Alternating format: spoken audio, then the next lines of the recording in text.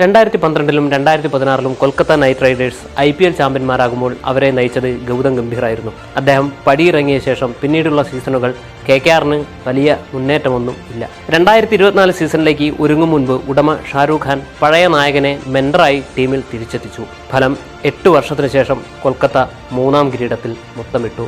ഈ IPLൽ ആദ്യം മുതൽ ഫൈനൽ വരെ ഇത്ര ആധികാരികതയും പ്രൊഫഷണലിസവും കാണിച്ച മറ്റൊരു ടീമില്ല. മിച്ചൽ സ്റ്റാർക്കിനെ 24 കോടിക്ക് ടീമിലെത്തിച്ചപ്പോൾ എല്ലാവരും നെറ്റിചുളിച്ചു. എന്നാൽ സെമിയിലും ഫൈനലിലും ഓസീസ് പ്രൊഫഷണലിസത്തിന്റെ മികവ് സ്റ്റാർക്ക് വെളിപ്പെടുത്തി. സ്റ്റാർക്കിനെ ഇത്രയും തുക മുടക്കി ടീം സ്വന്തമാക്കിയതിനു പിന്നിലെ തീരുമാനം ഗംഭീറിൻ്റെതായിരുന്നു. കൊൽക്കത്തയുടെ മാറ്റത്തിന് ഗംഭീർ എങ്ങനെ കാരണക്കാരനായി എന്ന് ചോദിച്ചാൽ അതിന്റെ ഉത്തരം ലളിതമാണ്. കളിക്കാർക്കും ടീമിലെ മറ്റ് സ്റ്റാഫുകൾക്കും പൂർണ്ണമായ സ്വാതന്ത്ര്യം നൽകി. താരങ്ങളോട് ഗംഭീർ ഒറ്റ കാര്യമാണ് ആവശ്യപ്പെട്ടത്: ആസ്വദിച്ച് അവനവന്റെ റോൾ ഭംഗിയാക്കുക. അതവർ ചെയ്തു. 3ാം കിരീടം KKRന്റെ ഷെൽഫിലെത്തുകയും ചെയ്തു.